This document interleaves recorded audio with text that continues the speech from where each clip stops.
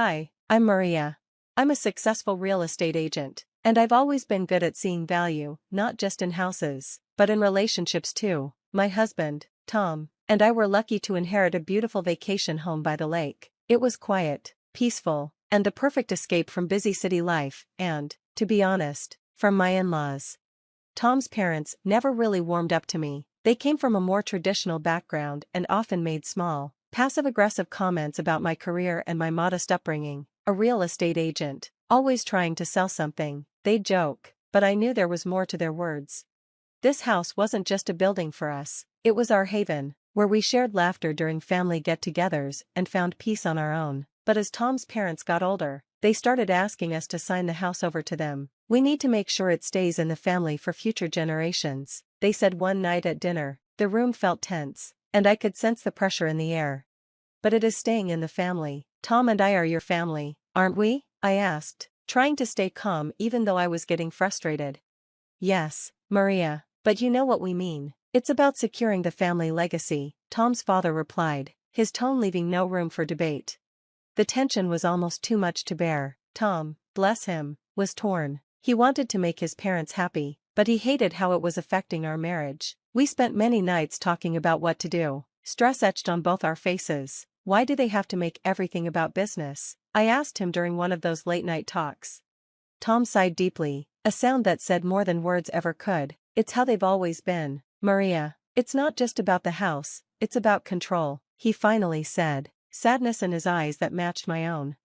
It wasn't just what they said, it was how they acted. Every time they visited the house, it felt like a game. They would drop hints about the future of the property. During one particularly blunt conversation, Tom's mom said, "You two don't need such a big place. Think about the family. Think about your brothers." Her words hurt. It wasn't just that she implied we didn't deserve the house. It was that she seemed to be saying we weren't enough of a family ourselves to keep it. That's not fair, I found myself saying. We love this home just as much as you do. Why isn't that enough? It was clear now that this wasn't just about a house. It was about respect, boundaries, and where family loyalty ends and personal independence begins. Look at this, David, I said, showing him emails between Tom and his parents. They've been planning this for months, trying to pressure me into signing over the deed. You're kidding me, David replied, shocked. That's low, even for them. So, what's your plan? I don't know yet. I'm so angry, I can't even think straight, I admitted. Okay, let's not rush. There are ways to handle this, Maria, ways to make sure you stay in control. Have you thought about selling the house? Just end it all and sell it to someone else. Can I do that without Tom agreeing? I asked. If both your names are on the deed, you'd both need to sign off on a sale. But maybe it's time Tom realizes what his parents' manipulations are costing him. You think he'd go for it? It might be the wake-up call he needs. Otherwise, you'll keep being painted as the villain in their story.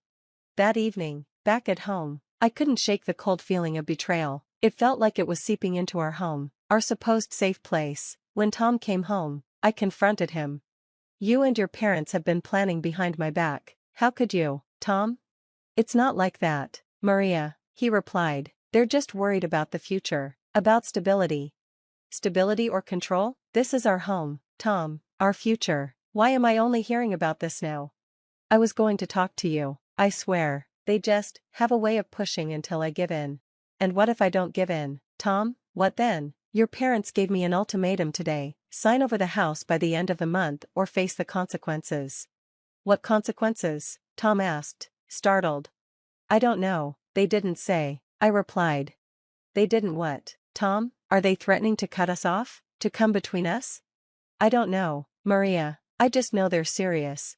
The next day, I met with David again, feeling the weight of the ultimatum pressing on me. Your in-laws are playing dirty, that's obvious. If you sell, you can avoid their threats altogether. Let's weigh the pros and cons. This is about more than just a property, this is about your independence. You're right, I sighed, but I hate that it's come to this. It feels like I'm being pushed out of my own life. That's why you need to take control again, David said. Maybe it's time to show Tom and his parents that you won't be bulldozed. That evening, Tom tried to patch things up, but the gap between us had grown, strained by the secrets and scheming. Maria, please, he said, let's just talk. We can find a way to make everyone happy. Can we, Tom? Because it seems like your parents' happiness comes at the cost of mine. It's not like that, he insisted. They just want what's best for all of us. And what about what I want? Doesn't that matter? I asked. You know it does, he said, frustrated, but they're my parents. We can't work something out like this, Tom. This is our life, not a business negotiation. I need to think about what's best for me too. Maybe David is right. Maybe selling the house is the only way to take back control. Sell? Maria, you can't be serious. I've never been more serious, Tom. I won't be backed into a corner, not by your parents, not by anyone. Maria, please. No, Tom, it's time I made a decision that's right for me, I said, my voice steady. I'm going to think about all my options and do what's best for me. I hope you can understand that. As Tom stood there, stunned, I felt a mix of fear and determination brewing inside me. The future was uncertain, but one thing was clear, I wasn't going to be anyone's pawn anymore. At the dining table, the air was thick with tension. We all knew why we were here. We all know the reason for this meeting. I began, looking around at everyone. The table had seen happier days, but today felt different. Tom looked anxious, his parents expectant. Before I could continue, Tom's father spoke up. Before we proceed, we want to make sure this transition goes smoothly for everyone. I nodded, placing the stack of papers in front of me. I've thought about this long and hard. This isn't just a transaction, this house is part of who we are. Exactly, Maria, his mother chimed in, a thin smile on her face. It's for the family, for the future of our grandchildren. I glanced at Tom, who was staring at the table. Tom, do you have anything you want to say before we continue? He shifted uncomfortably. I just want what's best for us, for our family. And what is best, Tom? I asked softly. He hesitated. I think keeping the house and the family is the right thing to do. It's what my parents want. Taking a deep breath, I leaned forward. Well, there's been a change of plans. Tom's father frowned. What are you talking about, Maria? The house, I said, my voice calm but firm. It's already been sold. The room fell into stunned silence. Tom's eyes snapped up to meet mine. Sold? His mother gasped. To whom? When? To a charitable organization. They plan to turn it into a retreat for underprivileged families, I said, sliding the proof of sale across the table. Tom's father's voice rose. How could you do this without telling us?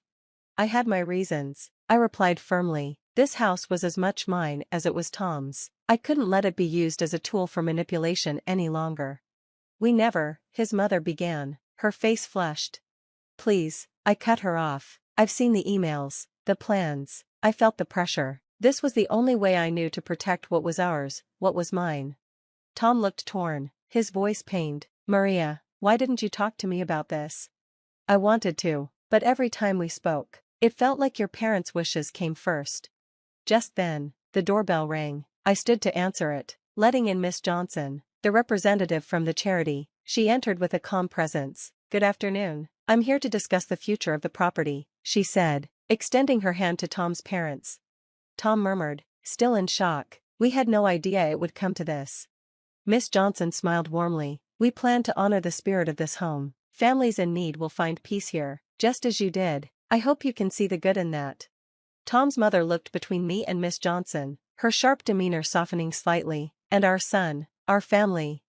I believe this is a new beginning for all of us, I replied, a mix of relief and defiance in my voice, one where we respect each other's decisions and boundaries. Tom stood and came to my side. I need to think about all this. Maria, can we talk? Of course, I said, hoping this crisis could finally begin to heal the rift between us. As Miss Johnson explained the charity's plans for the home, I caught Tom's eye. There was a flicker of understanding, maybe even gratitude. It felt like the first step toward healing. The meeting ended with promises to communicate better. While the reconciliation wasn't complete, the house felt lighter, its walls ready to embrace a new chapter. The echoes of that meeting stayed with me in the following weeks, a constant reminder of the seismic shift in our family dynamics. As I faced the backlash from Tom's parents and their circle, Tom became my greatest support. One evening, while we sat among boxes in the old vacation home, packing up memories, Tom broke the silence. This isn't just about the house anymore, is it? No, I replied, sealing another box with tape. It's about setting boundaries, Tom. It's about respect. Tom sighed, the weight of everything finally sinking in. You were right, Maria. My parents, they went too far. I see that now. The realization wasn't easy for Tom. His loyalty to his parents clashed with his love for me, but the support he showed by standing by my side through the storm marked the start of a new chapter for us. In the weeks that followed, Tom's parents had to face the consequences of their actions. Word of